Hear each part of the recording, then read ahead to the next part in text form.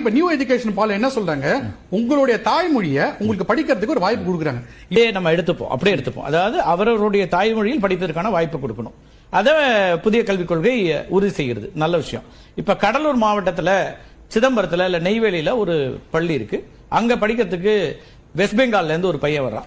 பெங்காலி படிக்கணும். எப்படி வருவான் சொல்லுங்க, கான்செப்சுவலா சொல்லுங்க. வேலை இருக்கணும்ல. எப்படி யார் அந்த பையனுக்கு வேலை இருக்குமா? அவங்க அப்பாக்கு இங்க வேலை கிடைக்கும்ல சார். அவங்க அப்பா எதுல வேலை பண்ணுவாரு? எங்க வேணா இருப்பார் சார். இதுக்கு என்ன தொழில் பண்ண கூட வருவாங்க. அங்க போய் பேசாது பாருங்க. அதை கூட விட்டுருங்க. நான் திருப்பூர் உதாரணம் வச்சுக்கீங்க. திருப்பூர்ல வரவங்க எல்லாம் என்ன இன்ஜினியரிங்கும் மெடிசனும் முடிச்சா வர்றாங்க. எந்த கல்வியும் அதை கூட விட்டுருங்க சார்.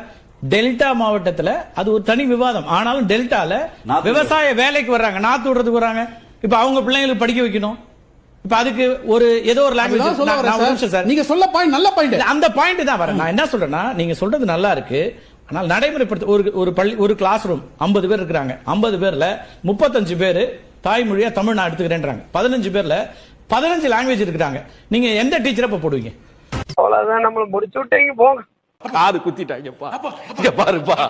நாங்கள் சொல்லிக் கொடுக்கின்ற மொழி 3 மொழி. ஒன்று தாய்மொழி, இன்னொன்று ஆங்கிலம், இன்னொன்று ஹிந்தி. அது எனக்கு